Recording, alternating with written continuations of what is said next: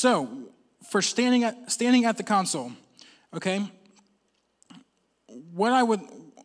first off, let me just say, these are called faders, if you didn't know. These are called faders. They're what controls the attenuation or basically in Rouge's terms, they control the level output, the volume output. The easiest way to manage them in terms of actual physical mixing, rest your palm on the bottom of the console here, and the fatty part of your finger sits right on the top of the fader cap. That lets you adjust the faders without having weight on your fingers or trying to do stuff like this and get jittery. Your hand is resting here, and your fingers are able to freely control and adjust. I know that sounds kind of elementary, but a lot of people, especially when they first wake up, do this kind of thing, and they're nervous and they're trying to hold. It's a lot easier you'll get a lot more comfortable, a lot quicker if you rest your palm down there and let your fingers rest inside of the fader caps. Okay. So that's the easiest way to mix. In terms of engagement in the service, okay, when we're doing our sound checks, our rehearsals, and run-throughs, that is your time to be in here and getting your stuff set right for the band. When it's service time, it's time the technical should be over, and it's time to be up and engaged in the room, watching your stage, interacting with your band, feeling your room out, not missing campus pastor transitions on stage is rule number one. Okay, so we want to be up, hands up, engaged, not saying you can't ever look down, but don't be like this the whole time and go, oh, pastor's up.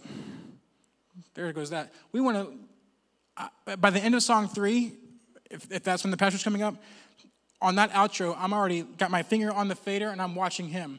I'm done with the band. The band is there and I'm not forgetting about them, but my focus is now on my campus pastor about to walk up, so I do not miss one word that he says. He's up. When he communicates, when he celebrates with the crowd or whatever, I want to make sure that I'm there and ready to engage and support that, okay?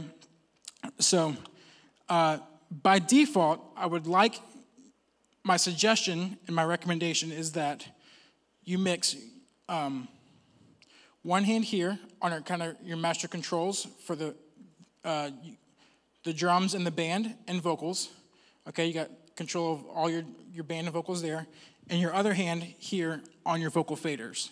Okay, as I said, vocalists are the most important part of the worship section, not the kick drum. I don't need to hang out here.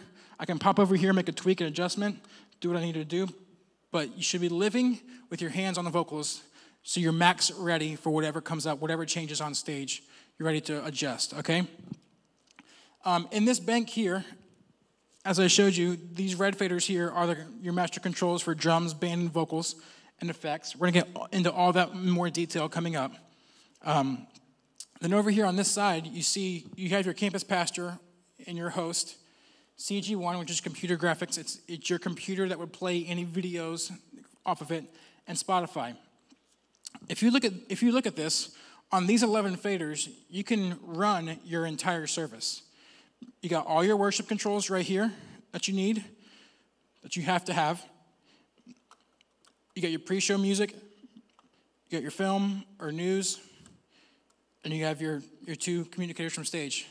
You could even replace this fader, this one blank spot could be Pastor Daniel's fader, and you could have everything you need on this one bank that you have to have. That's why it's laid out like that. That's why it's called primary, because it is the primary controls for your entire worship set, or your entire service, actually, okay? So that's why all that stuff is grouped together. That's where you should be hanging out.